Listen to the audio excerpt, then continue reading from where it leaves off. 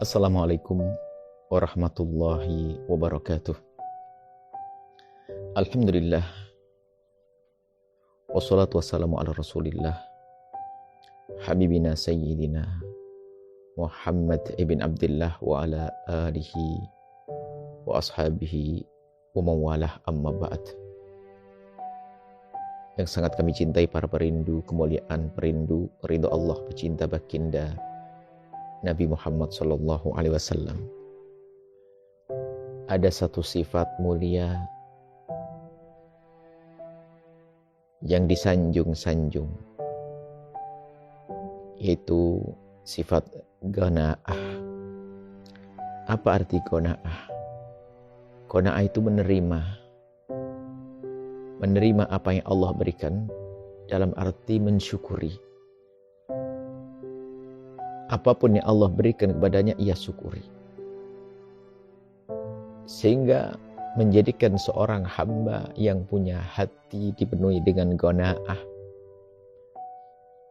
Dia seperti orang yang memiliki dunia. Kata Imam Syafi'i, orang yang punya qalbun qanu'in, yang punya hati penuh dengan keqanaahan, fa anta wa malikud dunya sawa, engkau dengan memiliki dunia sama. Jadi telah terbebaskan dirinya dari kerakusan. Rakus dunia, rakus tahta.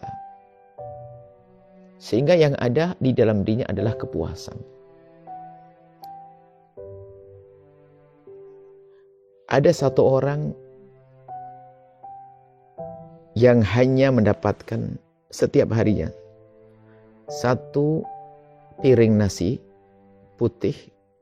Kemudian dia hanya bisa mendapatkan sedikit kecap, kemudian dengan kerupuk. Dalam keadaan dia memang tidak punya apa-apa, memang dia dalam keadaan dia lapar dan seterusnya. Dia mendapatkan sepiring nasi putih. Di saat seperti itu, dia menikmati dan memakannya dengan lahap. Maka ia rasakan saat itu ini adalah betul-betul sebagai karunia. Nah, ini adalah satu karunia yang mungkin bagi sebagian orang ini sangat kecil. Yang lain mungkin pakai daging dengan bermacam-macam tambahan lauk pauk. Tapi ini hanya nasi putih sama kecap saja. Tapi yang punya nasi putih dengan kecap saja ternyata bisa mengucapkan alhamdulillah, puji syukur. Nerima apa yang Allah berikan kepadanya, dan baginya adalah ini nikmat besar dari Allah. Nah, dia bisa merasakan ini sebagai karunia kapan? Di saat telah menutup kerakusannya untuk melihat yang lebih. Jadi fokus kepada karunia bahwa ini nikmat dari Allah, dan dia menikmati dengan lahap.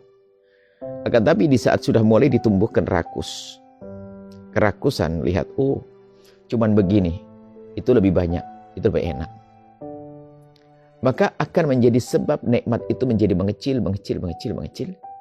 Sehingga seorang hamba di samping dia tidak puas dengan apa yang Allah berikan, tidak bisa mensyukuri karunia yang Allah berikan. Nah, begitu sebaliknya. Ini kalau orang sudah diberi hati qanaah, sekecil apapun karunia Allah berikan, bagi dia adalah tidak kecil. Coba. Di saat kita menganggap sesuatu tidak kecil berarti besar. Sehingga semuanya besar karunia Allah. Sehingga bagi dia adalah yang ada hanya syukur. Punya sepeda engkau, syukur. Alhamdulillah aku bisa dengan sepeda. Dengan mudah aku pergi ke tempat jauh. Syukur. Ini punya hati qanaah. Telah memangkas mata atau hatinya daripada kerakusan. Sehingga dengan pemberian karunia dari Allah, begitu mudahnya dia mensyukuri. Akan tapi kalau sudah berubah menjadi tamak, rakus, ketahuilah bahwa biarpun di hadapannya adalah sesuatu yang sangat besar, makan, daging, segala macam dan sebagainya, ternyata dia punya kebiasaan melihat urusan-urusan dunia kepada yang lebih. Sehingga dia tidak bisa menganggap ini sebagai suatu karunia, maka sebesar apapun karunia Kalau orang sudah tidak biasa melihat nikmat sebagai nikmat, yang ada adalah hanya tamak, dikuasai kerakusan di dalam hatinya, maka menjadi orang yang kufur nikmat. Sehingga kalau sudah orang tidak bisa melihat karunia Allah sebagai karunia, maka sebesar apapun itu nikmat, dia akan kufur nikmat. Dalam bahasa lain orang tamak. Sehingga orang yang dikuasai dengan kerakusan, diberi apapun oleh Allah seperti tidak mendapatkan apa-apa. Itulah yang sering disebut dengan istilah kefakiran yang tersembunyi di balik kerakusan seorang hamba. Dia punya segalanya tapi seperti orang fakir karena dia tamak. Maka ketamaan itu menjadikan seorang rakus. Padahal sesungguhnya kalau orang bisa memangkas ketamaan, maka secara otomatis akan muncul satu sifat gana'ah. Nah, qanaah ini mudah mensyukuri. Sehingga di mana apapun yang Allah berikan kepadanya, dia yang adanya syukur. Dan orang yang hatinya penuh dengan gana'ah, sifat mulia ini, dia seperti orang yang kaya raya. Sekarang bagi dia adalah segalanya agung besar yang ia miliki.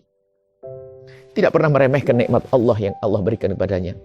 Dari makanan, dari pakaian, dari tempat tinggal, dari kendaraan, dari apapun. Yang ada adalah merasa puas dengan apa yang Allah berikan. Maka begitu pentingnya untuk menghadirkan satu sifat ini. Untuk menatah hati kita. Melatih hati kita untuk biasakan kita untuk bisa mensyukuri karunia Allah.